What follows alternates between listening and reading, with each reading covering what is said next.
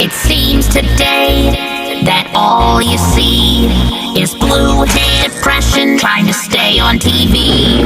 But we all know her show is done. Her life is just depression and stuck on reruns. Check me out, hon.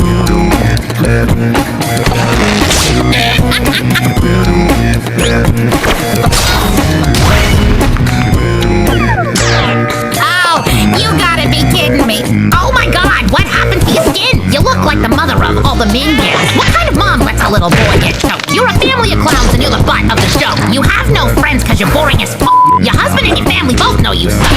Your son calls him Homer. Is he really his dad? You got 3 kids you wish you never had. You dress like a housemaid from the 50s. You're Homer's house slave, always down on your knees. I bet the power plant chemicals stuck in your throat. You sound like Yoda's mom if she decided to smoke. I mean, who would ever want to be like you? You're always depressed, that's why your hair is blue. Face it, hon, you're old and expired. Your shoes like your chest, 2 flat tires. It seems today that all you see is blue hair depression trying to stay on TV. But we all know her show is done. Her life is just depression and stuck on reruns. It seems today that all you see is blue hair depression trying to stay on TV.